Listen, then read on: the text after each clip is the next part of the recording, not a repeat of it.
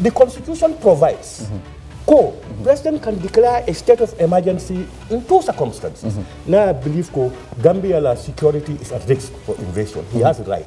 Constitutional as it can last for 2 weeks.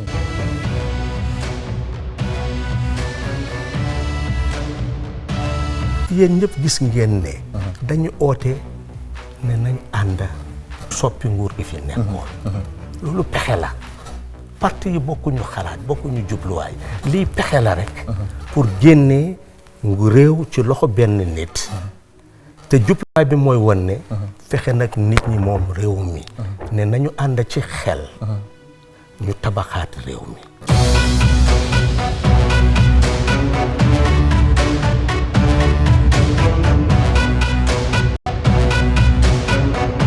You want to be humble and everything. Why you are not an ordinary minister in this cabinet? That's true, because you are head of the UDP.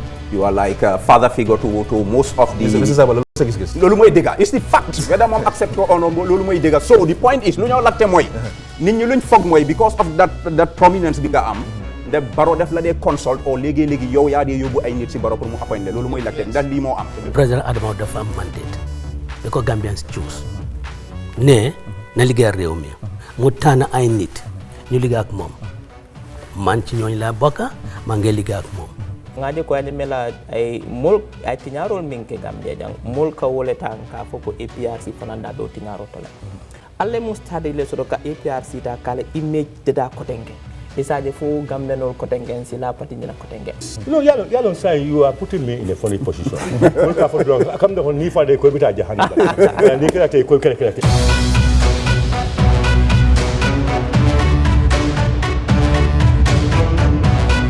Assalamualaikum mbokk yi di seetaan li nga xam ne mooy gis-gis waxtaane si li nga xam ne rek mooy yóbbu dëkk bi kanam.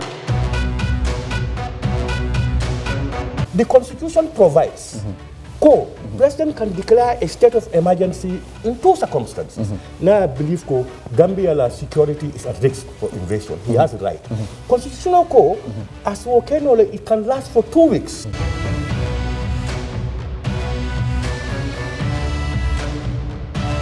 Yéen ñëpp gis ngeen ne dañu oote ne nañ ànd soppi nguur gi fi nekkoon loolu pexe la parti yi bokkuñu xalaat bokkuñu jubluwaay lii pexe la rek pour génnee ngu réew ci loxo benn nit te jubluwaay bi mooy won ne fexe nag nit ñi moom réew mi ne nañu ànd ci xel ñu tabaxaat réew mi.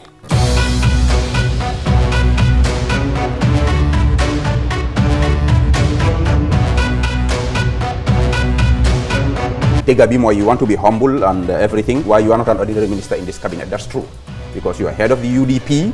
You are like a father figure to most of the. It's the fact. Whether mom accept or not, so the point is, because of that prominence bigga am.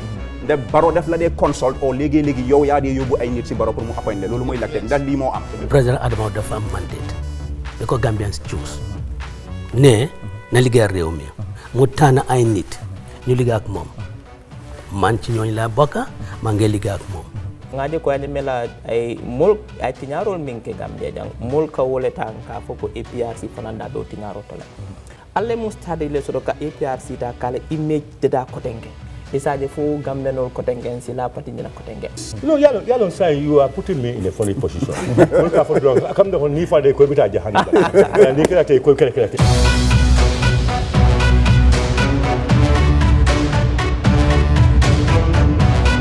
Assalamualaikum mbokk yi ñu ngi leen di dalal ci gis-gis yi tey bi gëj ngeen ñoo gis because dañ jëloon break ñu ñëw back ci Fatou Network fii pour indi leen gis-gis bi nga xam ne rek mooy ubbi li nga xam ne mooy maanaam fourth season bi nga xam ne mooy si at bu bees bi yàgg nañ di def gis-gis nag I think léegi def nañ ko si 3 years wala léegi ñu ngi si 4th year bi I believe ñu ngi si 4th year bi ba tax tey ñu ñëw comme ni ñu ko def defee ñu ñëw pour waxtaan ak yéen ci topic yoo xam ne dafa ite askan wi tey nag man maa fi nekk ak of course suñ panélistes yi maa ngi am on my left Doudou Dia ak tamit den am Rafi Diab Nene Freda Gomez and then Lamine Ndiaye moom moo toogal fii Sabally because Sabally gisuñ ko dafa waroon a ñëw waaye xaw ma fa lam nekk so Lamine Ndiaye moo ko replace Dabakh Malik moom mu ngi maanaam Boston mu ngi US mu ngi Massachusetts mu ngi si côté jabaram mu ngi si boori jabaram so Dabakh Malik dinañu join ñu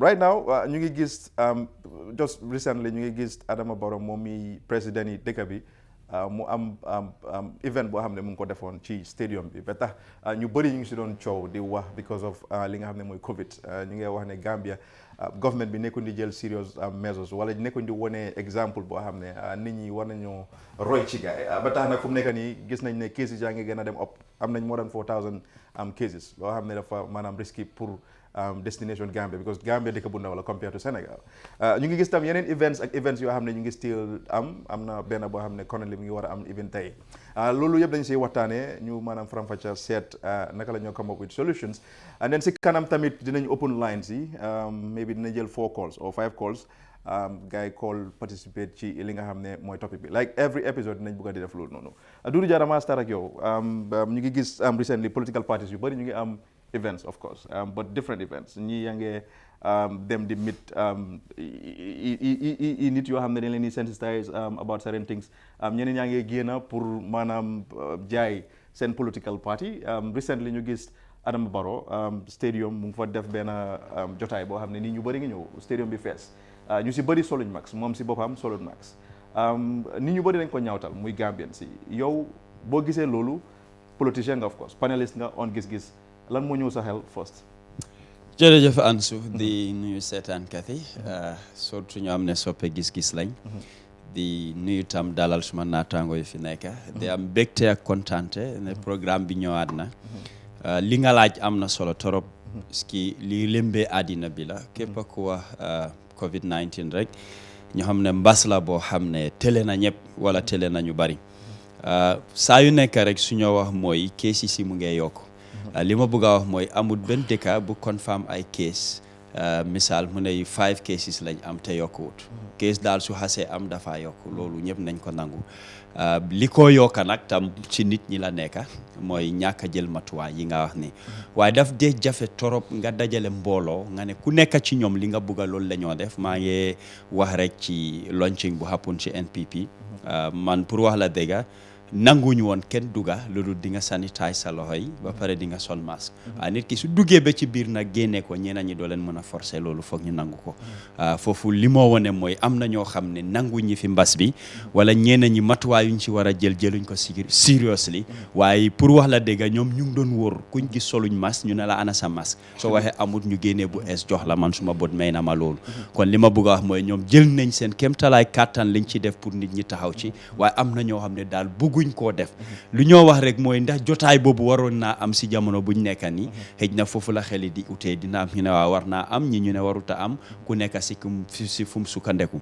wax nga tam ci political party yi ñëpp ñu ngey jóg di def ku nekk mu ngey liggéey di yëngatu ma ne ñaari mbir moo ko waral benn mooy wàllu congrès yi nga gis ni loi mooy li ko tëral na ñaari at yu nekk political party yu bindu ci dëkk bi fii dañ ko war a def kon du su la neexee nga def wala neexut la nga bàyyi waaye loi moo la ko sas ñaareel dañ toll ci at boo xam ne ati saani karta la parti yëpp ci liggéey lañ nekk si ut liñ lañ nekk ci waxtaan ak seen nit ñi ba seet yan pexe ak ban liggéey la ñoo def pour toogu bu ñoo laaj mooy ci at bi ci weeri décembre ku nekk daal bugg naa doon ki nga xam ne mooy doom State House moo tax yëngu-yëngu parti yaa ngi bari te mu ngi ci jamono mbas duñ ko mun a tere waaye fu ma bugg a tegee li ma wax rek mooy mbas mi nañ nangu ne li am la mu ngi fu nekk dañ war a dunda ak moom warut ñoo tere suñ génn yëngatu ak li ñoo def waaye nañ ko def ak ñi yor wàllu wér-gu-yaram bi li ñoo santa suñ kéemtalaay kaataan ñu nekk ci waaye li ci biir tam dañ dee ragalloo nit ñi bañ oppa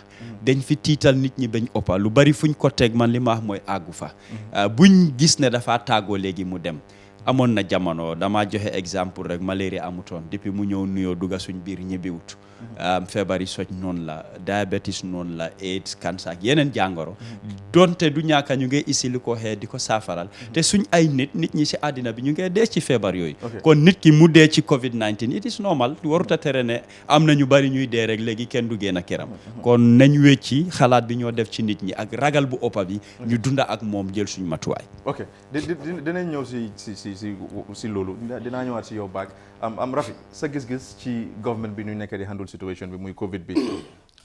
Well, government bi moom. From day one man xam ngeen sama views on measures yu nekk di jël pour handle this Covid because nekkuñ di def that much good. Soo gisee suñu health minister bi performance am bi is very poor. Instead of tackling this head on mu ngi toppa Barrow si tooyam yi and loolu I felt was very unprofessional on his side because moom mu ngi head a ministry boo xam ne it's very delicate at this juncture that we are in te foog naa all his efforts should have been spent on trying to negotiate pour ñu mun a am vaccines ak yooyu noonu but it's sad ne you see him going on tour with Barrow and also him being the health the highest health expert in the country, being the Minister of Health. I think waroon even put his foot down. Time bu Barrow di am that mega concert, mega launch at the stadium, which I call a massive super spreader event, pour make sure ne amut. Waaye ñoom Barrow moom ni ma gisee gars yi di handle this case dafa mel ni comme Trump li mu daan def rek. Just they don't care ñoom affaire si daal. Man, my views on this COVID, come most of what Du said, I agree. Because loo xam ne is here and it will be here for a long time. So we just have to see how to live with it. Ñu jël precautions, washing our hands, mask bi soo génnee si public bi, social distancing. Why? Sometimes there's not much you can do. You just do all those things, but then su waree ñëw dafaa ñëw. Man gis naa ñoo xam ne they've take so many extra precautions at the end of the day bu Covid bi dañ ko end up am. ñu génn àdduna. Okay. So man government bi I believe dañu war a jël lii more serious. Because soo gisee even the statement bu guy put out yesterday was very mënuma understand for statement boobu yow nga ne on the 8th of March. ba pare Barrow nga am event in Kantora on the 6th of March. So was that statement prepared to come after enforcement to come after the event specifically? So things like this kan mooy respect loolu su loolu pare. Xam nga leadership dafa war a start from yenn certain institution dafa war a start from the top. dañu war a demonstrate leadership. So xoolee Sénégal demal Sénégal right now from si border bi nga doon di sol masque. Sénégal Dakar dafa am every 100 meters or so. Gendarmerie yaa ngi taw. Any moto bu ñu gis ku solu ma dañ laa paak. da nga sol masque. But you know why? They see it from the leader. Because Macky Sall from day one lim nekkee di handle Covid bi he even got international recognition. In fact sax there was one report that came out bu wax ne New Zealand rek ñoo ko top. The next country was Senegal. And that was very impressive. Démba rek gis nañ mu ngi paak plane 200,000 doses of vaccine. Ñun ana suñu vaccine yi. Are we even talking about vaccines? The rest of the world are all talking about vaccine. ñun man musuma dégg any government official di waxi vaccine fii nii. ñu ne xaw ma COVAX team bi in UN. ñu ngi try pour indi xaw ma 400,000 doses also. loolu fan la toll. So serious government this is what you have to be doing now. waaye ñun suñu government lan lañ. Mumbai enjoyment nonsense rek every day. Okay nee na sa gis-gis situation bi and then ma move si Lamine Jaay den ñu dem si leneen. Talked about it severally, and what I've always said, we failed from the onset when this virus, emerged. The way it's been handled, the way it is being handled right now, it's all a matter of uptakes and gimmicks. And loneliness may continue. So at the end of the day, I'm not disputing the virus is real. I believe in it. I know it is in the country here. But then again, comme li du jox wax rek nekkul loo xam ne lu ñu mën a ne dañuy def lii mu génn ci completely. Because even Gambia just to nekk li la ñu def pour ñu avoid the spread. Our borders are open. People are going in and out. No matter link defini, loolu yëpp dañ ko ci war a consider. Loolu suñ ko consider would understand nga what's the point of saying you're taking measures. Right now you want to do restrict gatherings and political events and all those things. But your borders are still open. And a place like the UK where we know the virus is so rampant there, they're coming in and out every time. So what's the point? I really don't see it. Man, it's all, games being played and just to hinder the progress or performances of a certain group to your own advantage. That's all I see in all this thing. But it's not to the interest of the populace or the citizens. Okay. Because if it was to help citizens not to contract this virus or to ensure the spread is stopped, they could have done it another way.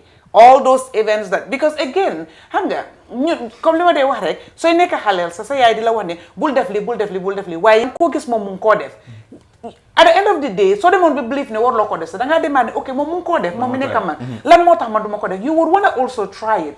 This is just the human brain, the human mind. So at the end of the day ñoom ñi dee def regulations yi we see them again being the first people to flaunt it, to break those rules and regulations. So why do you sonal ñun? Nañ ñu may alafia. Okay. Lamin Jai sa gis-gis si situation. Thank you, Ansu. Beautiful listeners. Wala ñu nekk di seetaan. Thank you for inviting me. COVID this is a problem boo xam ne it has been here kenn xamut kañ la moo jeex and what we have seen is that in the past couple of weeks and months we gis nañ ne on the whole still problem bi it is still around. We have not been able to turn the corner. The world is still battling the disease. Lingis, we have seen development, the rise of vaccine. For example, vaccine Amna Lulu is a very important step towards, ending, eradicating this disease. But then, when it comes to Gambia and Yunsun government and how it is responding to this pandemic, really, it has been woeful. It has been bad. But then deterring bari na trop on the part of the government. Dafa bëgg a jël decision muy hesitate pressure su ñëwee nga gis mu rush mu ne dafa jël decision. But the issue of locking down the country or banning all these political activities, well, you have to understand last year before when it came buñ lockee country dëkk bi lockdown there was a lot of noise, a lot of pressure on the government. Nit ñi dañ complain dëkk boo xam ne nit ñi they survive from hand to mouth dañ war a uti ji pour ñu mun a lekka ak yooyu. So there was a lot of pressure on the government pour ñu génnee lockdown. Génne nañ lockdown bi we thought that well the feebar bi mu ngi at least wàññeeku na ñu ubbi dëkk bi. But when that happened, you get the second wave experts, health professionals had, predicted it, that it was going to come. And it was happening in other countries. Gambia, it started. So when that happened, this started late last year. You expect a responsible government to find a way of tackling that, dealing with that. But the way you go about managing it is an entirely different ball game altogether. So at the end of the day, now government has seen dega.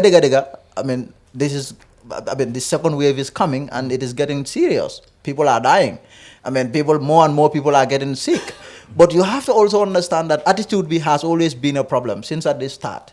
There are two kinds of Giss Giss. Nga am ñoo xam ne gëm nañ ko nga xam ñoo xam ne musuñ koo gëm dañ feel ne comme government bi is just using this to make money to ask development partners to give us money. Exactly. That is another thing. But the government Duruja always said leadership is very important in this. Bingo. Leadership is the one critical thing in all of this. If this is a serious crisis, so government bi dafa war a show lead by example. Dafa war a make sure ne yi gëm ne lii lu am la te ñu def liñ war a def for them to be be safe. So da nga gis ne on the side of the government that has been inadequate. The issue of leadership bi and how ñoom decision suñ dee jël. Sometimes decision it will come way later. Problems si la ñoo jël decision. So then they hesitate. So loolu mooy problem bi. In the issue of this new lockdown bi ñooy wax ni that's the same exact thing that is happening. Because biñ ubbee dëkk bi ñëpp free and our politicians ñoom care wuñ. What they are interested in is how to grow their base. ñu gis scramble bi ku nekk mu ngi organize kii su organize the next minute ki la tam dafa organize. And the government has also been guilty of that because the president is trying to grow his support, trying to grow his base. So his surrogates, you have everything that they can to make sure that achieve na loolu noonu. But why gis nañ ne now there is no way. Health minister became under a lot of pressure. Moom dem na ànd na ak président bi on the tour, nationwide tour. People complained. You know, health minister lan la moo ut si tour when you have a pandemic, when you should be in your office to find a way of dealing with that pandemic. So that is a problem. So def nañ loolu, and the president bi, where the president is guilty of committing something which is wrong, keneen tam su ko defee, because you could see that opposition they were capitalizing on that. ñu ngi wax ne okay, president bi si boppam su violated, and it doesn't make any sense. These large gatherings you cannot mënuloo ko organize nga ne yow di nga observe all these health protocols, di nga def social distancing. Man, I asked them 1,000 people yow nga dugal ko si small hall nga ne ma ne dina all the liñ laajte dinaa ko def. Doesn't make any sense. Nga dugal ñëpp si stadium wala nga dugal leen fa. I mean, fii Africa la. You also have to understand that awareness bi tamit dafa des. So like what Duruja also said, di nga jox nit face mask nga ne moom sol ko du ko sol.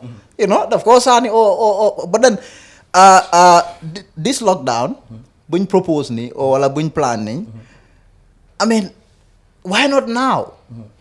Why not now? But the government bi tamit dañ gis ne suñ ko buggee def right now dafa indi another noise. Because there are events. Waaw, ay events yoo xam ne ñu ngi line ñu ngi wala ñu ngi ko schedule. So xam nañ ne suñ ko defee right now dañoo nekk si big problem. Nit ñi dañ la saaga. So the best thing mooy nga xool calendar bi nga xool lan nga am from now against March nga clear loolu yëpp xam nga. So nga clear loolu. Et toute les government loolu la day def nga clear loolu so that you will not run into that trouble. So I tell you what. It's not a matter of calendar or whatever. There is a new strain that is about to spark in the country, and it will spark on the 9th of March. And people don't take this government seriously. That's why the lockdown is going to People happen don't take on the this 8th. government seriously. You have over 100 people. You have they tested positive. Why follow government? They don't want to go to any treatment center because they feel the government is not serious. They test positive for they will not care. They will go. They don't them send care. You talk for. Wow, you disappear. Welcome to Dabah Malik. Dabah, mayang ñoo dégg. Dabah laa dee wax so ñu ne ma ne Dabah dafa am ku ma attaque. Dabah Malik. dafa mel ni mu ngi difficult pour ñu am ko ba den si kanam dinañu mën a join si kanam tuuti rek dinañ open line si Daba waaw Daba ñu ngi laa nuyu bu baax yaa ngi Boston ak sa madame nga nuyu yaa mi bu baax a baax ba den Daba yaa ngi ñëw déglu yaa ngi follow waxtaan bi sa gis-gis ci government bi ñu nekk di handle of course situation bi right now muy COVID.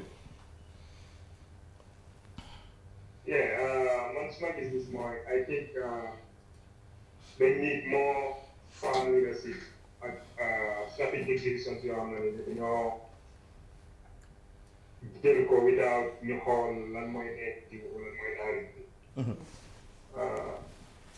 The reason is ne COVID lu am la and trust me, honestly, it's killing a lot of people. Understand that? And I think they need more education and awareness and within our you understand COVID lu am la. Parce que soo xoolee like lu dudu jaawa mooy dégg la nit ki mun ngaa defal ay loi but at the end of the day I think responsibility ak leadership dafa start ñun suñ boppa dégg la ne government bi they have a big role to show example of what leadership is all about because foog naa ne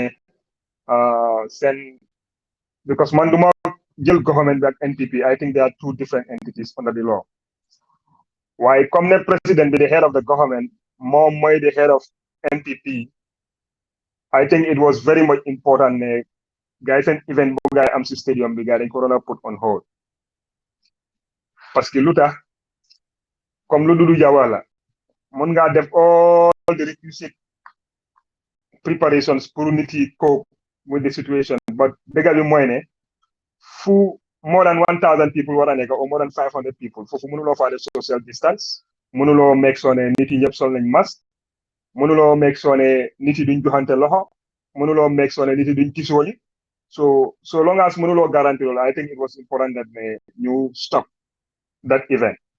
ok beneen bi mooy yeneen political parties yi waruñoo sukkandiku si ne because NPP ñu ngay def nangam ñun tam dañ koo def because loolu tamit soo waxee ne NPP dafa irresponsible man dama gis ne yow tamit da nga irresponsible parce que tey suñ ne jaaytaay wala sàcca dafa xaraam loo bi allowed ko sàcca loo bi daf ko baan ma ne because parti sàcca na so man tam dama war a sàcca then it becomes a problem so foog naa lu important mooy collectively ñu ñëw together pour fight because soo gisee Sénégal si beginning bi ñu amoon very good results mooy they were able to come together as a country despite seen political differences the president sat down with all the political leaders in the country ñu toog ñu strategize waaye da ngaa gis ne bi gars yi demee ba start bi am good results government bi start bugg a jël loolu bugg a ko politicize mu faate yeneen political parties now right now nii soo demee tey as of today the number of people that are dying in Senegal nekkul di dee in anywhere in sub-Saharan Africa almost more than 20 to 30 people are dying of COVID every day fu mu nekk léegi nii seen hospital si dafa dem ba nga xam ne like right now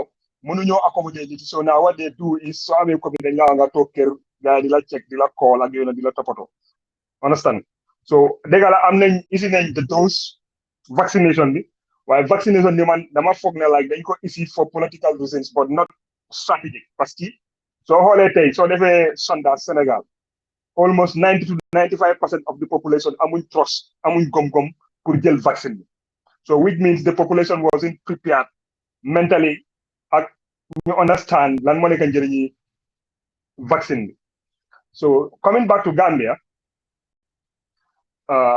on the 9th pour ñu def naka la tuddaa di embargo on political gatherings ak musical events ak public gathering man dama feel ne loolu dafa late I think when the government thinks ne décision bu maa jël ni décision bu baax la buy aar doomi réew mi la dañ ko war a jël immediately there is nothing like talk the plan on the 9th because si on the 9th so many things could happen ban garantie lañ am ne nit yi duñ am infection ban garantie lañ am ne nit yi duñ dee because of COVID there is no guarantee buñ am si loolu so locking down the country man d'accord ma si ñu lockdown country because I believe ne the way COVID is going dañoo live with the virus so and it's very much important from now you start to strategize naka la ñoo deal with the people who are coming into the country and people who are leaving the country waaye lu gën a important tamit mooy xaaral ma lu gën a important tamit mooy ñun doomi réew bi nga xam ne ñu ngi jógee outside bi ñëw dugga si Gambia nañ respect loi yi nañ respect doomi réew bi nañ respect suñu boppa parce que lu nga xam ne doo ko def Europe doo ko def America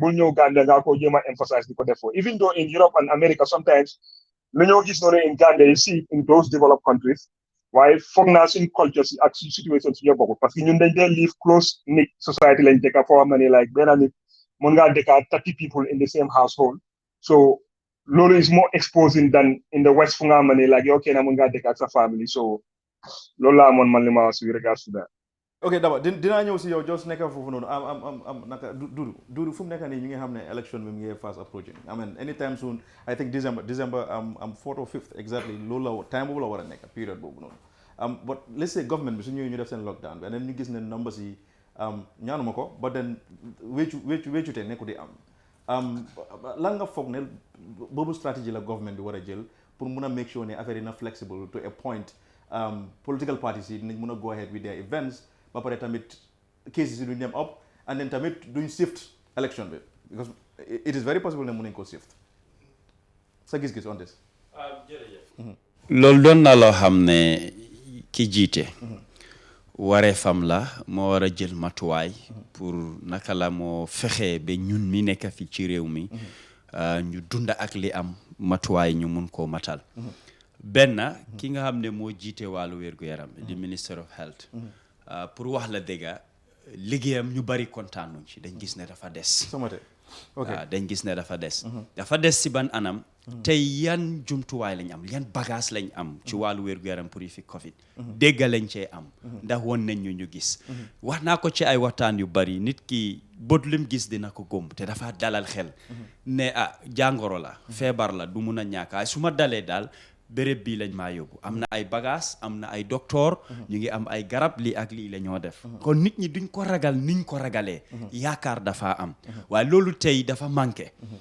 dabax na fii ci waxam comme ñi jóge Europe di ñëw ñeena ñi liñ fi gis ak liñ fi fekk ak fuñ jógee dafa mel ni guddi ak bëccëg lii moo tax ñoom ñuy complain mënuloo jël nit ki ne da nga ko yóbbu quarantine am foo ko teg pour seet ko nga yóbbu ko fa docteur amu fa waaw moom moo war a toog léegi pour xaar docteur bi mu ñëw docteur bi kañ lay ñëw su ñëwee li moo aussi ñeneen ñi fa lañ rëccee ñu dem seen yoon léegi ana sécurité bi kaaraange bu fa nekk pour gis ne nit ñi dinañ nekk place moo tax ma ne ci nguur bi ngay joxoñ suñ sérieux son ñu góom liñ góom ak pour jël seen matuwaay nit ñi ñoo ici dañoo ñëw fekk docteur bi mu ngi fa suñ egsee rek ñu seet leen duñ leen may ñuy jaxasoo ak ñeneen wala dem si bitig bi ñëw oo seeti woon nag kii génna ngir waxtu bu gàtta boobu lu bari daf si xëj bul wax ne dama xaar ba suba loo war a def la ci teel ngir góom nga ne jàngoro la te mun naa faat bakkan léegi lu tax ngàccee na sax di xaar ay mbir mu xew xaalis bi cee duga fan lañ koo dugal du rek jënd ay garab jumtuwaay lan nga amal nit ñi soo leen waxee toog leen bu liñ leen di aayee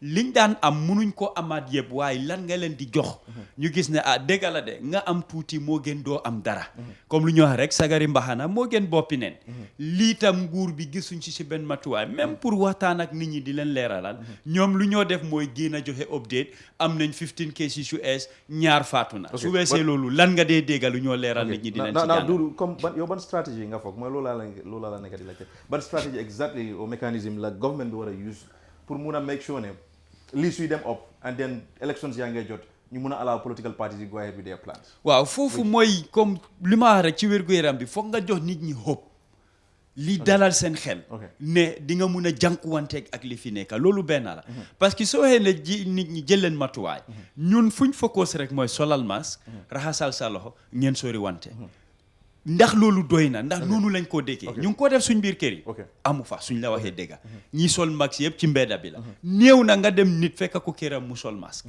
dafa néew xëj na ku am moto ñi dawal private driver beeg yooyu waaye ñii ci biir moto bi ñu ngi buuxante kenn solu ci masque soo yii matuwaay yoo munti teg jéego yooyu du mut waaye nañ xam ne comme yi fi wàllu sànni kartak yooyu toxal ko du mbir mi man loolu du solution soo ko toxalee ba kañ te dafa am loo xam ne lu waa loolu la may mënuloo see jéggi kon yii tam mun naa doon loo xam ne mun naa jur fitna dama gëm ne nguur bi dañ war a dëgër yokka seen loxo ci bagage suñ am wàlli faj garab ak yooyu bare ñoom seen boppa ñuy wone ay melo ne gëm nañ li ñoo def ñu jiite ci xaala yoon bi ñeneen muñ cee toppa den su boobaa mbiri dafa mun a yomba waaye même su dee élection lu ñëw wax social distancing la ku nekk mu sol mask nga raxas sa loxo nga dem sànni karta loolu mënut a ñàkka te gëm naa ne mun nañ koo def waaw Rafi sa gis-gis on this waaw man when it comes to election bi moom gis nañ fi réew yoo xam ne diggi Covid bi ñu ngi am election Amérique seen bos pour yàggu rek la fi jógee so man dama believe ne su gaa xamee ne digga Covid bi fii laa nekka fii ba election di jege na ay si tam xam loolu in mind ñu mun a am measures ñu mun a put in place to allow people to go and exercise their right pour mun a vote pour mun a elect kan lañ bëgg because 2021 December 4th I believe is a very important milestone in this country diggante man ni ma ko dee gisee diggante ban yoon la Gambie di jaar yoon boo xam ne dañoo continuer du ko si pax or yoon towards the promised land so loolu I think is dañu war a jox Gambien si the option pour ñu jël ko te IEC seen duty la pour ñu mun a xam ne election bi dañu war a try ñu am a very free and fair election pour ñu mun a organise mais su ñoo use ñoom ñooy di experts pour make sure ne it can happen they can go and liaise with the health officials they can liaise with other countries yu ko def ñu xool naka la ko defee ñu jéem koo implement fii but I think it's very critical ne December 4th we have the elections. Okay Nene sa gis-gis and then ñu dem si Mr. Njie. Well, I share the same views like them. I don't see any reason whatsoever lu war a tax ñuy push elections yi. Okay. I don't at all. Dëkk yu ñu gën a mag def nañ fi seen elections yi. Okay. In the midst of this coronavirus pandemic. So why us? And of course, if we can do all our activities, all our events right now, everything that is happening, Barrow is planning whatever, something in Kantora.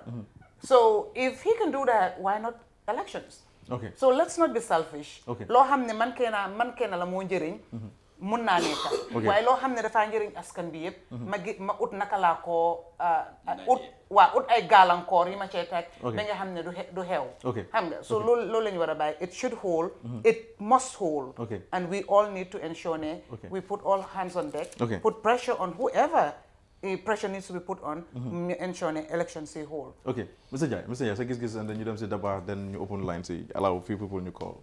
Yeah, thank you, Ansu. So when it comes to election bi moom, I think Gambian bi moom war naa mun a big si kaddu président bi. Président Barrow moom ci boppam last year wax na ne election bi dina am. So election bi in December dina am. Well, COVID bi mu ngi fi it is a little becoming a little serious. That's true. Loolu dëgg la. Waaye I mean, like the other speakers have said, dinañ dëkk yi ñu ngi def seen election si COVID bi foog naa foofu la gën a woos yet ñu ngi seet naka la ñoo manage situation bi ñu def election. So this election is going to be very important. Dafa am solo trop. Election, this is going to be the first election post dictatorship. And there is a lot of excitement around it. Nit ñi ñu ngi kontaan, nit ñi ñu ngi bëgg a ñu saani karta, especially in this new reality biñ nekka IEC buñ ko yóbbee si court bi Supreme Court bi de joxe order ne dañ war a register ñëpp Gambian, whether you live at home here or you live abroad, dañ war a register ñëpp pour ñu mun a saani karta. So even the diaspora, the feeling there, you could see ñu bëri ñu ngi kontaan because they would have the opportunity, chance bi pour ñu mun a vote. Te ñoom diaspora bi ñoom they are very much yes, they are very much into Gambia. Issues that happen here, they want to take part in the decision making. So plebiscite bi is going to be very important, and that is gisuma dara loo xam ne war naa mun a tax ñu delay election bi. Election bi it has to be IEC war na they have to be prepared, government bi it has to be prepared to make sure that even COVID bi even if it is still around, you find a way of making sure ñu def election bi. Okay, so yeah, that's very good.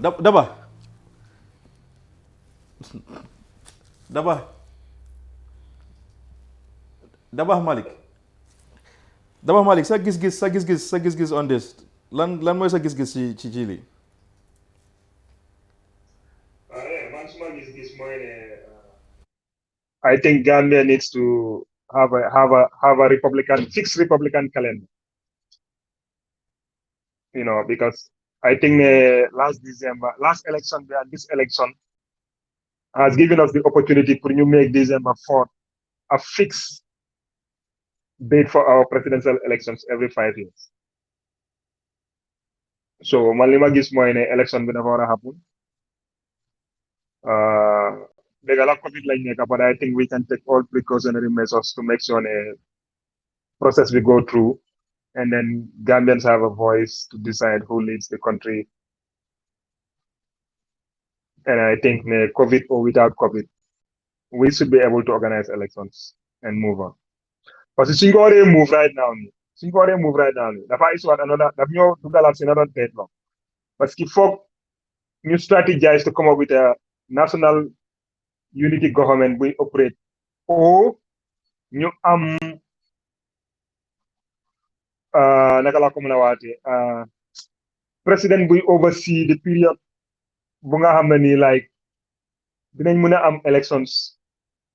Understand nga? So pour man, the best thing that we can do is to go into elections and then Gambians be given the opportunity for you to decide can la guide and trust with the affairs of the country. Yeah. Lu ñoo def mooy because maa ngi gis gars yi ngeen nekk di call dinañ start di accept calls yi pour gars yi mun a participate ci programme bi but nañ continuer Dudu ñu ngi gis just recently about 3 tons of drugs yoo xam ne ñu ngi ko téye ci port bi muy porti Gambia bi lu gars yi wax mooy ne dafa jógee from Ecuador and then mu jaar through Antwerp Las Palmas dem Spain ñëw Gambia wane nañ believe ne loolu was not meant pour mu ñëw Gambia rek am fi waaye dafa war a jàll dem Europe because countries in South America dañ dey use fii as transit or storage or whatever ben léegi bu mu xappu ne ni ñaa ngi si ñu ngi si bàyyi xel bu baax a baax waaye fu mu nekk nii ba léegi denguñ lu leer ci wàllum government ci lu féetewoo ci loolu noonu ñu ngi nekkee na Gambien la ba dafa am passeport yi French passport la amee something Kante what's the name again Bantang perfect Bantang something moom Keita perfect so man bi is involved gisuñ ko Sirif Ndiaye moom moo nekkoon contact person bi moom lañ téye moom moo nekk di help pour ñu investigate matter bi right now sa gis-gis la nga foog ne loolu la government bi war a def pour nit ñi tamit gën a mun a xam or am enough information regarding situation bi. Well, first of all yi fi drogue moom global problème la. dëkk yu bari continent yu bari la affect. number one lu nguur bi war a def mooy yan luwaa la moo tëral. pour xeex wàllu drogue bi. soo gisee ma wax loolu am na exemple dëkk yoo xam ne Asia. comme transit route yu moo jaar doo xalaat Asia. ngir ñoom seen luwaa suñ la si jàppee life imprisonment la. dugal la kaso ba faw. am na yoo xam ne death sentence la dañ laa rey. kon duñ jël that risk ñaar ma jàllale ko fii su ma ci feeñee su ma bakkeen des fa moo tax doo dee dégga transit yëpp dëkk yooyu dañ leen a jàlla.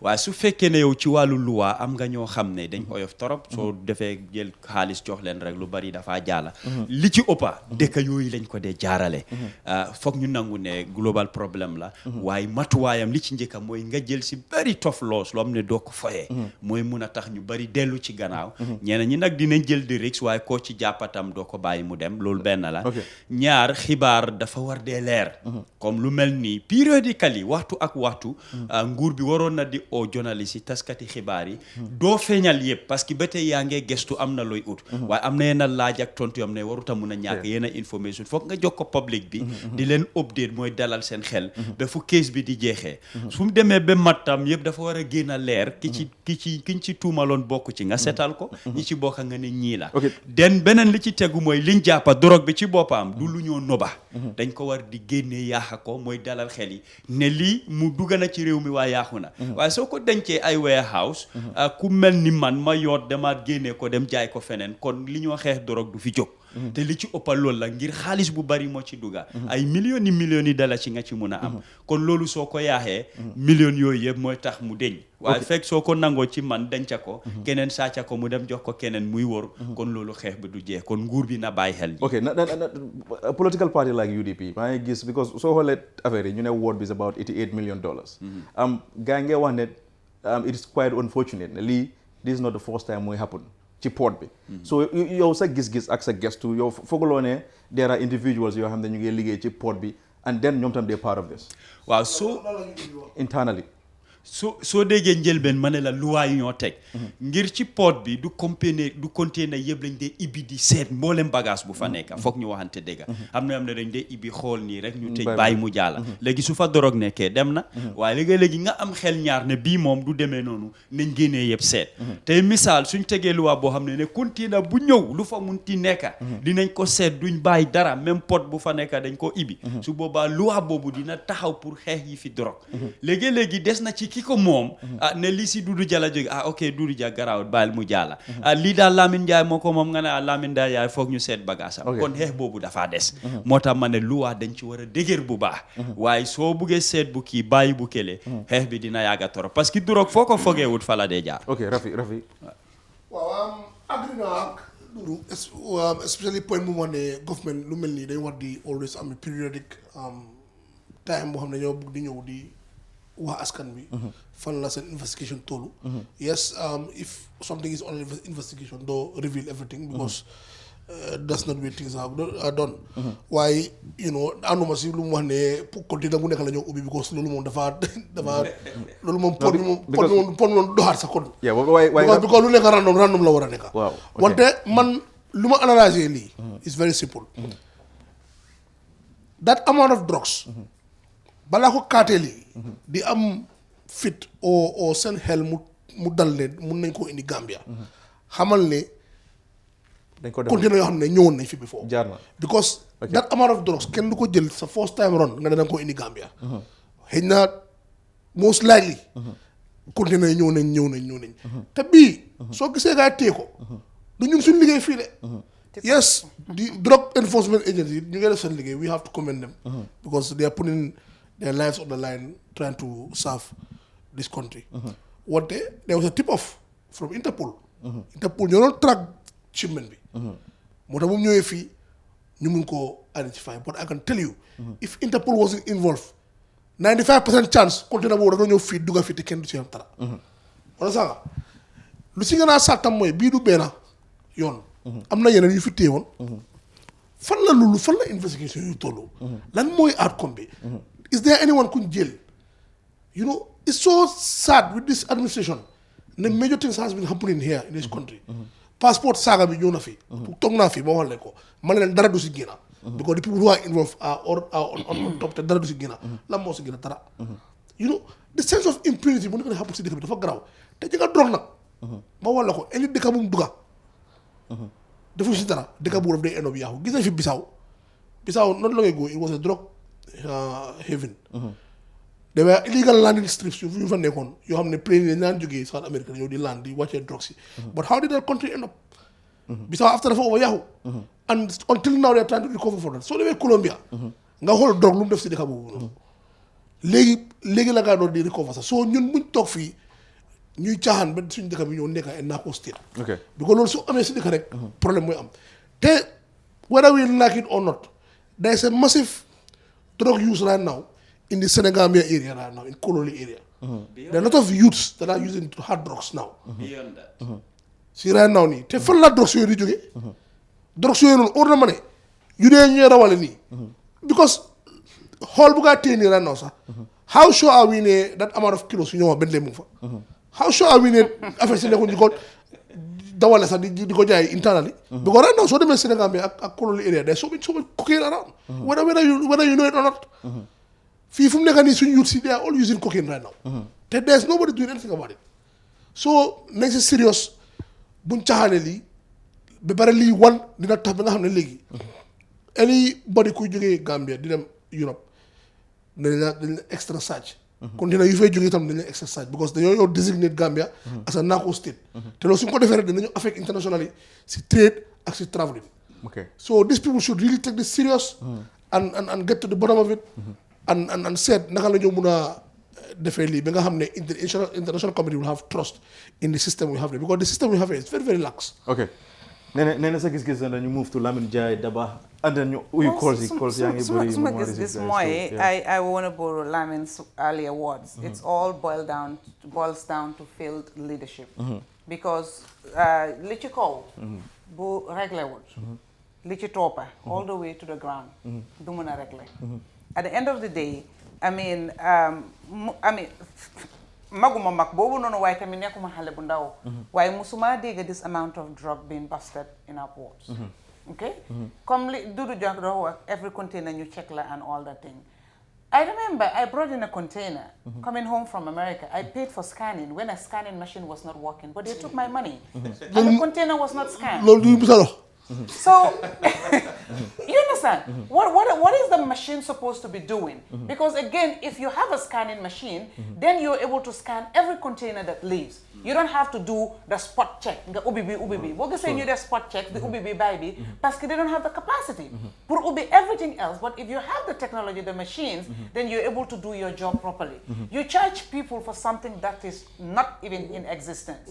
So at the end of the day, ye more they help because I want to buy into them. In the container bini, I'm sure the groundwork was already done. Everything was laid out, put in place.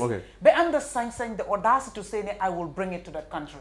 Because again, if you have a Amankarang government, left from right, you know, it's a problem. So all these things will pass. But at the end of the day, not even only bringing a container of drugs, you look at the end results. What they are saying, all the youths are drinking, you know, using drugs of all sorts, and then you have this unemployment rate increase because couldn't you involve in drug. At the end of the day, you lose your job.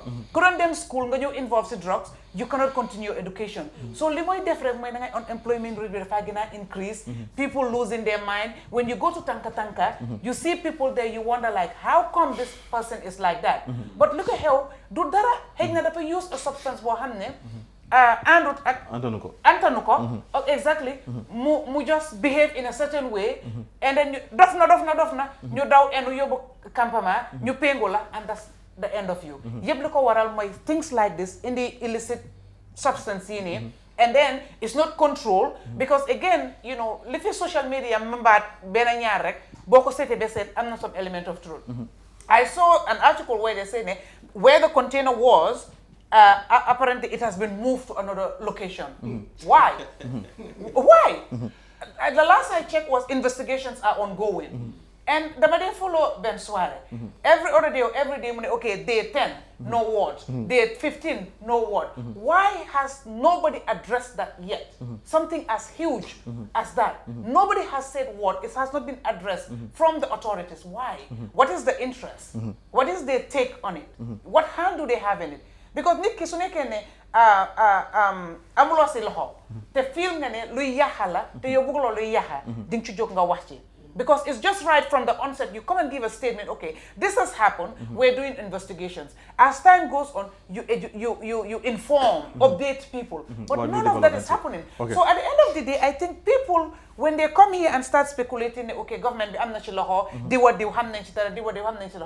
mean, you give them the free pass for them to speculate and do the assumption. But if you come and become so transparent, but then again, poor man personally, I am the least surprised.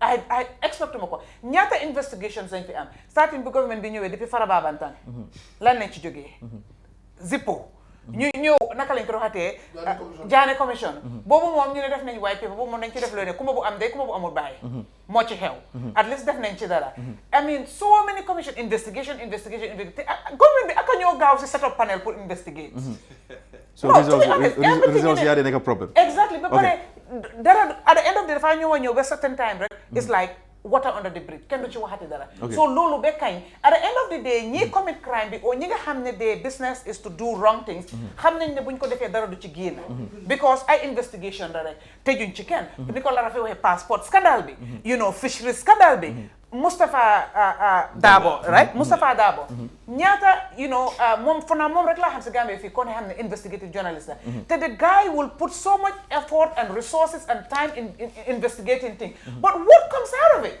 nothing at the end of the day it's like xale bi mu ngi liggéey pour merci because li moo investigate ñoom liñ defut am na ku la koo defaral su defee ba ñëw putal la evidences videos pictures recordings hard evidences and nothing comes out of it so basically it's a failed government it's a failed state and unserious to the highest level okay Lamin Jai sa gis-gis ñu dem si Daba thank you Ansu so drug bi bala ma pick just before okay you have a call process okay hello salaamaaleykum Mbejang sumole ela programme abe diaring baraka yela fi kam mun contribute andi lafta contribute men kala wala mu ko ye panelist men sofroje for example some of them are partisan sa ni lafta diam la bankola patiol men nyanta ka falindiro ke asikeno patiol fana nga folto sotole bari ni wo patiol la membal beje eti amira wol se fan sene andino ba walla mistake o membe tolla isa fono ba so bari ni efra e jubero ke an independent peoples me yalon ko banko kan isenano ye do fo CAA ye do fo PDOIS NPP UDP ndenga mera o fanambe nyaado ta natlale okay abaraka bake that's a good advice abaraka bake Thank you.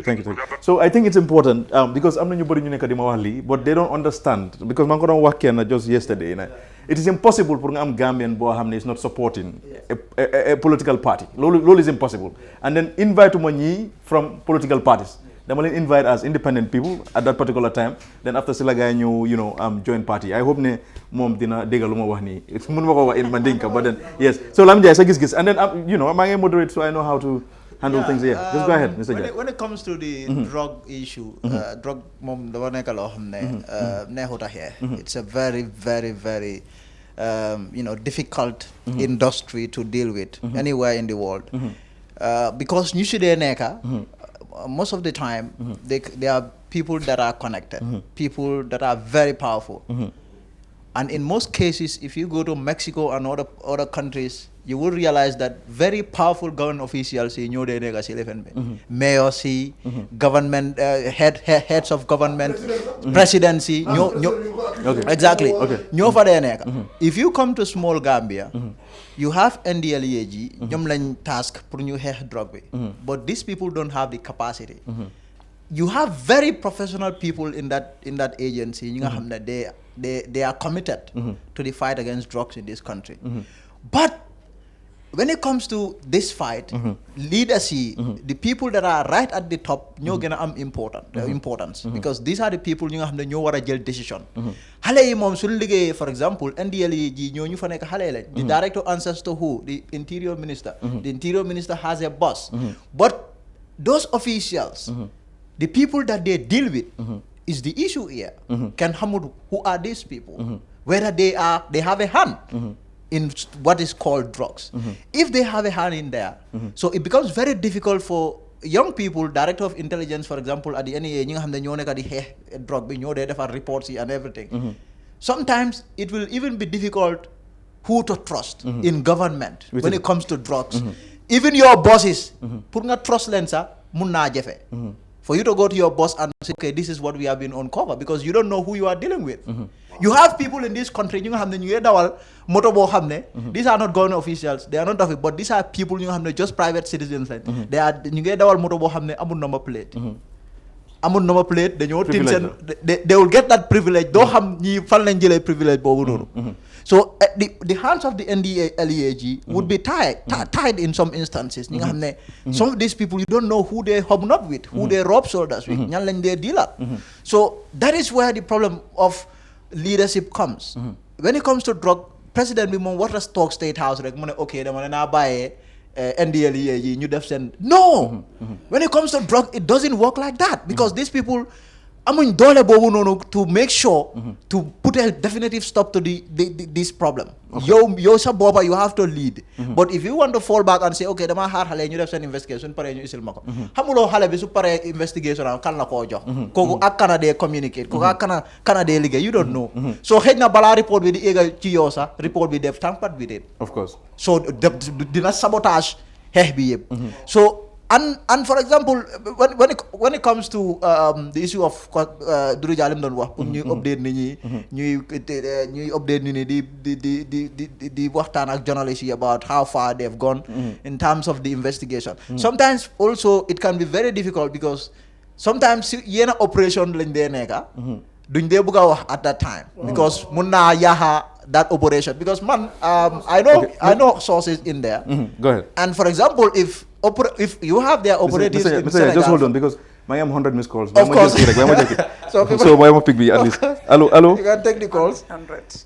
Hello, assalamu alaikum. Wa alaikum salam. Boss, say Giss Giss, just go straight to the point, because time be mere to you go. Say Giss Giss on topic B. I believe they are follow. Sorry. Accept. Sorry. Okay. Wow, problem is corona, understand? Man for na come Gambian see, no one gonna buga sen papa, you know? Understand? Because so kisi ni the government be ne kundi any contribution ne kundi alarmisi or to put the people into aware of the virus. Kuni kamo wala pagaro mo gen pajudal. Nikita nga buga sa bopanga. Okay. To prevent yourself from this thing. So the second thing is about this drug thing. Drug B, I think Gambia send boba ñun comme lu ma la wax la rek ñun ñoo wara buga suñu boba. Dika bo xamne amul scanning machine. Understand nga? Security equipment. Understand nga? Government it's a head of a ship. It's a drunken sailor. What do you expect, bro? So it's a problem. Gambia is sinking. The head of the ship is a drunken sailor. Understand that? So we want to try to prevent fan money leaks in own ship. Okay. Anyway, thank you very much, brother. Thanks a lot. Okay. Do yaga. Gis nga this issue of dama day gis ne dañ dee wax ne soo nekkee si political party warloo nekk si comme programme yu mel ni bi ko da nga partisan o soo nekkee businessman warloo dugg si politique soo nekkee journaliste warloo support any party non xaaral ma adresse li gis nga su xalaat yooyu noonu lañ war a génnee because man Rafet Diab su ma ñëwee fii ma toog fii gis-gis exactly I sit here as Rafet Diab and that's the reason why I'm not as panelist waaw yes dëgg la maa ngi si parti ba pare dëgg la am na yenn kaddu su ma ko waxee dafa mel ni kaddu parti bi la I understand that but I'm also very careful on how I'll go about naka laa waxee fii because of man gis-gis laa nekkoon balaa maa join CA waaye am na right pour join any party I want man su dëkkoon naa Europe England te dama ne seetaan news international news soo seetaanee CNN da ngay xam ne CNN they lean towards the Democratic Party of course soo seetaanee Fox da ngay xam ne Fox daf dee lean towards Republicans yi soo nekkee UK tam soo lewee Mirror Daily Mirror ak Eastern newspaper da ngay xam ne ñi conservative si la gaa yi support soo journaliste seen boppa sax am na fu ñu wéeru dafa nekk rek ne you have to do your work su dee Lamine Ndiaye is a journalist Lamine Ndiaye am na right pour support ban ever party bu mu bugga inside his heart waaye suy def liggéeyam daf koo def objectively as a journalist of course man tam am naa right pour support any party I want and belong to any party I want but if I come to Giss Giss as a panelist I have to be professional enough to be that but let us not say rek kii dafa bokk si parti bi rek warloo nekk no it's okay I understand because am na right and then invite fii I know very well because one of the reason why Lamine Ndiaye I think I've been trying there is a person boo xam ne mu ngi prominent figure ci NPP because of ñu bëri dañ dee wax ne dañ dee attack a lot government bi but then the thing is ñun platform is not meant pour ñu attack government bi but then anything that you have to talk about foog nga mention of course government bi so just Lamine Ndiaye you can just go ahead and then ñu faate lii moom dafa continuer wax bi dafa continuer Lamine Ndiaye dafa always continue du must stop that is what when it comes to this issue of independence it is very subjective Gambian li mooy ut si nit ku independent do fi am of course every person that you see maybe belongs somewhere so waxee sa gis-gis people will interpret it differently even ñun journalist it is only in the Gambia ngay gis nit ñi di taxaw ñu ne journalist warut a am opinion soo joxee opinion rek ñu ne yow UDP nga wala ñu ne yow NPP nga it doesn't happen dëkk bi dafa move especially in the world of journalism journalists yi ñoo dee nekk analyst yi they analyse everything ñoom seen TV journalists yi ñoo dee def seen analysis bi suñu war a criticize government ñu criticize government suñu war a criticize opposition ñu criticize that doesn't make them of course belong to any of course nañ jël Daba Malik okay Daba Malik you just have to understand even when you're dancing in water some people will say you're throwing rocks at them allo Daba just be yourself speak your mind Nene is here to tell it Daba sa gis-gis si situation yi get used to it affaire yi drogue buñ nekk di wax ni right now sorry ñu ngi amoon pour receive call then we're back to you Daba mu ngi ree de Daba yaa ngi ree si suuf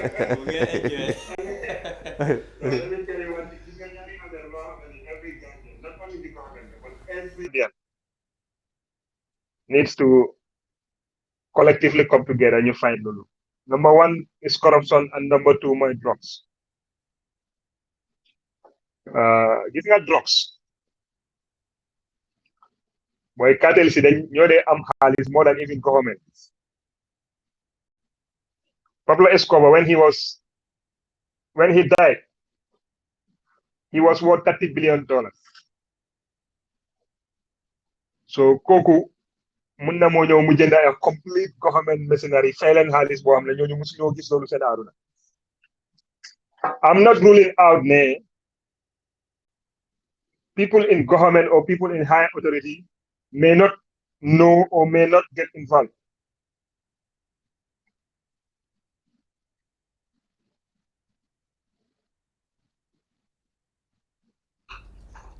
allo salaamaaleykum. waaleykum salaam sëñ bi noo tudda and then nga wax ñu sa gis-gis ci topic bi. sorry. maa ngi tudda Saydou Camara. ok Saydou. go ahead. waaw maa ngi leen nuyu yéen yëpp gis-gis yëpp. thank you very much ñu ngi laa jaajëf.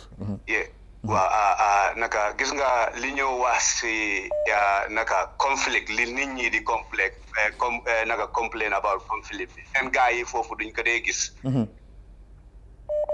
waaye soo demee si seen post yi before Adama Barrow bi mu doon tëj bi mu doon def ay 7 days yooyu am liñ doon wax nañ ñëwaat ñu waxaat di same léegi mbaa ñu dem back to their post liñ doon wax time boobu ñu ñëw ñu waxaat ko Lamin Njie li mu doon wax ay 100 people yooyu noonu it should not be on government yan gis nga media bi moo war a reform foog naa media bi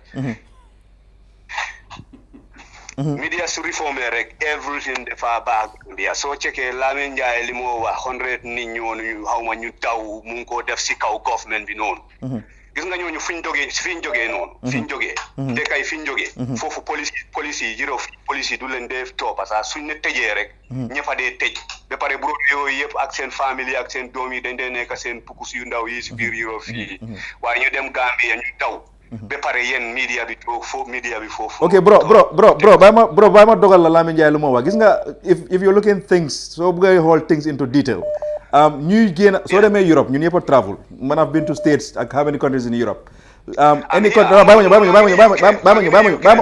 ñëw brother any country boo land seen security ak seen personnel si dañ organise to a point mun loo ñëw nga escape leen now land for airport yi Gambia bi first person booy nekkal in contact with those people seen boppa some of them ñoo de collide with these people pour gars yi mën a escape because dañ leen dee jox xaalis or something so Lamin Njie loolu am nekk di wax so man sa man so no brother sa opinion the reason why ñu ngi def programme bi mooy naka la ñoo bring solutions naka la ñoo make sure ne ñu yee nit ñi so loolu lay wax si solution boobu noonu yéen media bi soo leen ay waxal nit ñi li fa nekk believe me bro billahi reform bi si yéen la war a nekk I'm sorry si démocratie lañ nekk nag of course waru leen a métti non méttiwuñ ñaana bul métti déglu ko gis ngeen seen waa APRC boobu noonu ngir corona bi he is the only consistent person foofu dem leen you guys go back to your posts and check okay only that APRC guy he is the only one consistent all of you guys there okay it's noted. okay thank you very much brother thanks so it's okay it's funny yeah no dabala bye daba mu continue and then daba allo daba go ahead I think tamit no waaye waa ji tam lu mu wax dëgg la de parce que nga soo demee si pass non lu mu wax mooy ne lu mu wax non li ma min Ansu bàyyi ma rek Ansu xam nga foog nekk lu ma wax Ansu da nga maa bàyyi ma wax wala else keneen mu wax man dama mën a contrôle lu ma bëgg a man maa jël responsibility to say whatever I want to say understand waaju lu mu wax dëgg la Gambian si ñun suñu boppa the way we behave in Europe suñ ko behave in Gambia things will go lu ma woon side boobu loolu dëgg la sometimes we can blame everybody we can blame people dëgg la xam nga we have some crop officials yu nekk si airport bi dëgg la but yow doo dem Europe nga bribe police officer why would you come to Gambia and bribe a police officer loolu la nekk di wax but police officer bu nekk Europe is working for the government understand nga why would you don't work on the streets of Europe not anyway man li ma am pour wax si affaire drogue bi mooy gis nga cartel si the way they operate Gambia is a very strategic country. Gambia is closer to Europe, Gambia is closer to America, Gambia is closer to Asia, and it's in the mouth of the Atlantic Ocean. So Gambia is easily accessible both by land, water, and air. So it's not cartels. What they did was, then Hall can la guy am representative in Gambia, and then probably that guy Bantaketa comes up. Parce que man time I met somebody who offer almost $5 million for to create a way for better flight muy land Gambia every 2 months. Dafa land rek melni comme les refuel mu take off mu dem Europe. Waaye am nga flight boobu noonu was not a commercial flight. So biñ ko waxee loolu after mu loolu ma ne ko ne risque boobu bul ko jéem a jël sax parce que flight bi lu fa nekk yoo xamuloo ko. If they are doing something legal, they would have gone through the civil aviation for you to have that relationship with them. But why are they coming direct to you? Understand? So drug, whether you like ko ñu nangu ko ñu bañ ko mu ngi Gambia te nekkul léegi la fi ñëw. Drugs has been in Gambia man time ñu maa nekk xale in the early 90s or late 80s yi suñ boori kër kooku génne na àdduna yàlla ko yàlla yàlla bëgguma tudda turam waaye foog naa képp ku dëkk Serekunda xamoon nga spot boobu noonu ne was a very popular point fi ñu dee jaayee drug and people go there and they buy it, they use it. So government pour mu fight drug lu mu war a def mooy we need to allo because calls yi dañ bëri tuuti bàyyi ñu jël tuuti rek about 230 bàyyi ñu jël kii rek and then ñu bàyyil nga continuer sëñ bi allo waaw sëñ bi noo tudda and then sa contribution si programme waaleykum salaam waaleykum salaam ñu ngi laa dégg ñu ngi laa déglu sorry waa ñu ngi laa dégg ñu ngi laa dégg ñu ngi laa dégg ntalam Ibrahima aha lokta man ni ka kamara fula amanke problem just go ahead Ibrahima okay daba continuer dafa mel ni Ibrahima okay sorry même bota jeni way même fo ndefana mbas yalla no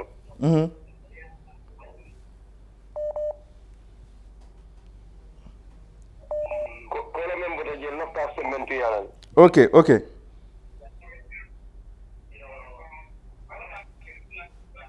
allo Dabakh Malik sa gis-gis continue sorry okay man li ma wax rek moo nekk like I think government needs to look at drug law bi su nekkee ne drug act bi dafa need pour ñu update ko I think it's important ñu update ko I think also it's very much important ne gars yi xool the kind of people that they recruit pour ñu war a bokk ci drug enforcement agency bi they need equipments and they need also government needs to build rehabilitation centers pour rehabilitate people yu nga xam ne they are hooked up in drugs parce que whether you like it or not loolu duñ ko mën a stop on nga ak no matter loo mun di def foog mu am ñoo xam ne dañ ko jëfandikoo so but the thing is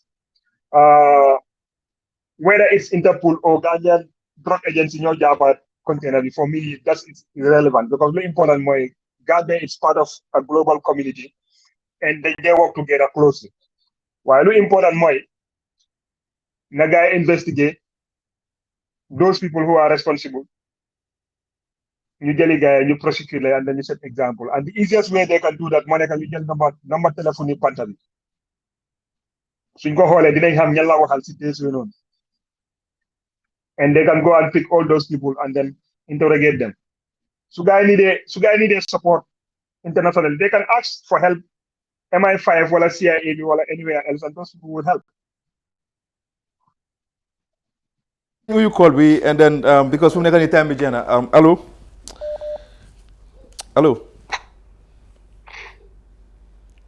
hello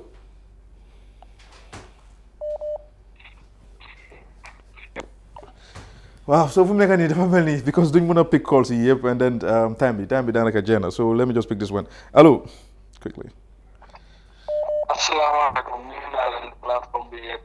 waaw ñu ngi laa jaajëf sa la mooy sa tour ak sa contribution si programme bi. waaw man maa ngi tudd Lamine di collé out from Italy. ok. suma contribution moo nekkoon rek di wax ne government bi dañu war a jàppale dañ war a équipe suñ security system bi. dañ ko war a well equipped and ñu support leen daal against corruption because we cannot fight corruption when our security sector is vulnerable. That cannot go. Nekku ñu leen take care. Yeah. And then di wax nit ñi rek ne ñun duñ mën a toog fii duñ criticize government bi foog ñu criticize leen because ñoom ñoo claim ne they are competent to do the job well. So they are not delivering to the expectation of the people. We have to criticize them. Everything is wrong in the Gambia. Bro, bul worry. Giss Giss is different with any platform in the Gambia. One of the reasons why ñu fi ñëw bul worry sax because Gambia is the only country boo xam ne ñoom political party bu ñu support ñoom kooku rek mooy dëgga lu mu wax rek mooy dëgga so ñun Giss Giss moom we know what we're doing ñun we're not here to please anyone. Yeah. xam nga ba pare dañ dee blind ñoom duñ fa Gambia problème leadership la am since mu gain independent up to date. Gambia dafa des gannaaw lii foog ñu wax suñ morom yi suñ li fi nii dañu raw Gambia xoolal fu mu des rek. you know lii problème la so lii moom government yu ñëw kilim ko ba pare defuñ seen job dañ leen a criticize waaw lii Gambia dafa dellu gannaaw ñun we need a new leadership and then you know guys deliver to our expectation nit ñi soona nañ ñu ngi noonu focus si ay road building ak development nit ñaa ngi xiif nañ toppatoogum loolu nit ñi dañ xiif suñ pour improve life nit ñi seen daily survival loolu suñ ko réglé and then they can talk about those rules and they are important too but there are certain things more important to all you know that's very true okay then feel disappointed okay thank you very much bro thanks a lot so shit allo salaamaaleykum bro yaay nekk suñu last call allo tabax malika ma lay ree allo ok so léegi nu ñoo def mooy duñ mun a uyu calls yëpp so dañoo bàyyi ba next week ñu ñëw ak am beneen topic ñu continuer ci waxtaan yi tey saabali dafa xala jàppa because mu ngi si up country bi loolu am ñu wax moo tax ba gisuñ ko fii tey waaye Lamin Jaay thank you very much thank you so yeah hello Mr. Sehu. Hey Mr. Jack, how are you? Fine, thank you, sir. Well, yeah, maa ngi laa nuyu di nuyu panel bi. I'll just go straight to the point. xam naa ne da ngeen am time constraint. Thanks for having me. I'll just maa ngi doon déglu you guys are 100% spot on, but just want to piggyback on the point that Daba gis nga affaire yi dëkka. The problem that we have is we try to justify things. It's no brainer. ñëpp xam nañ ne drug has always been there from time immemorial. Drug moom mu ngi si àdduna fu nekk la. It's not Gambia. But the issue here is Gambia has never got this much quantity of cocaine into the country from independence. Daba needs to know that. This is unprecedented. And also it's unprecedented with the silence for over a month, apart from one Jai being apprehended and then a press release. And I had Lamin Jai said, we have professionals at the National Drug Law Enforcement Agency. Of course. Oh my God. Did he really say that? The National Drug Law Enforcement Agency, if you're a professional, the real professional, if you are doing your job and your bosses are trying to be a stumbling block, what do? You resign. That's what professionals do. All right? You don't sit down there and say, I can't do anything. While Lamin Jai called them, look at these people at the NDLEA. They are all filthy rich. And look at their salaries. So what you call those people professionals? And look, let me just say something. I say a lot of poor people in that agency. No, let me. Yeah, 2019. Let me just quickly finish this. 2019. Hunger, we are all focusing on this latest drug scandal. When this government came to power, I'm on the Benin scandal. Nyari Lebanese businessman. Lamin Jai knows that. Everybody in Gambia knows that. And Daba knows that. What happened was the panel produced their report, submitted it to the office of the president, the PRO of the National Drug Law Enforcement Agency, Mo Wahli. And what happened? You know, evidence. Let me ask Daba, which country would import at least 1.9 tons of cocaine into the country? The British forensic experts went to Gambia. That was in the sugar container in Fajara. This one was identified as drug. Now what we heard from the court was they don't have evidence. What is Daba's take on that?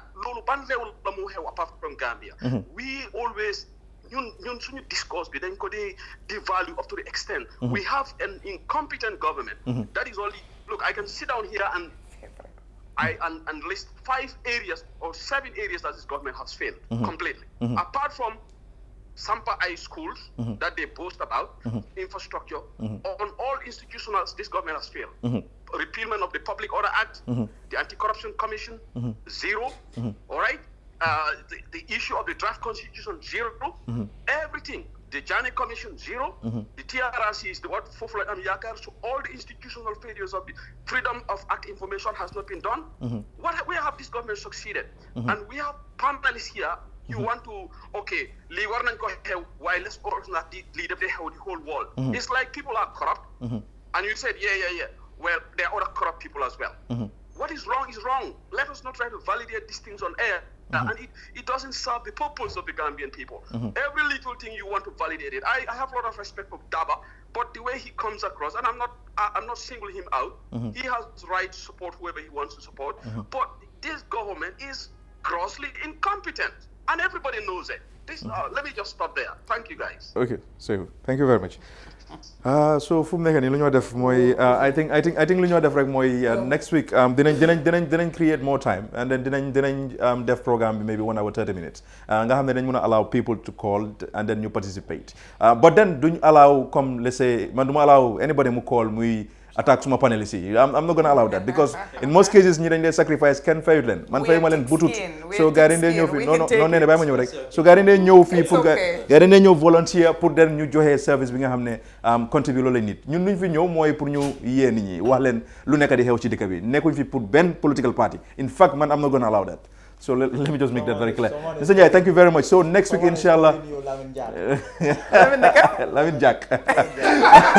So Daba Malik, ñu ngi laa jaajëfat Daba Malik. Bi next week, inshallah, dinañ ñëw ak beneen topic pour beneen gis-gis. Thank you very much. Li nga xam ne mooy gis-gis waxtaane si li nga xam ne rek mooy yóbbu dëkk bi kanam.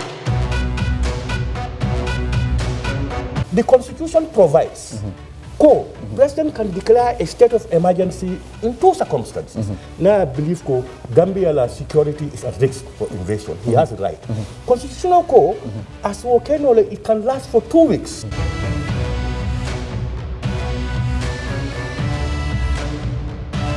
Yéen ñëpp gis ngeen ne dañu oote ne nañ ànd soppi nguur gi fi nekkoon. Loolu pexe la.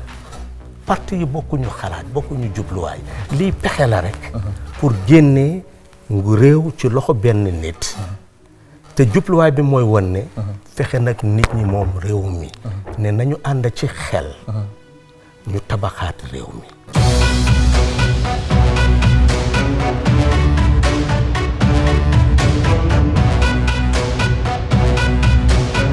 Tegabi, you want to be humble and everything. Why you are not an ordinary minister in this cabinet? That's true.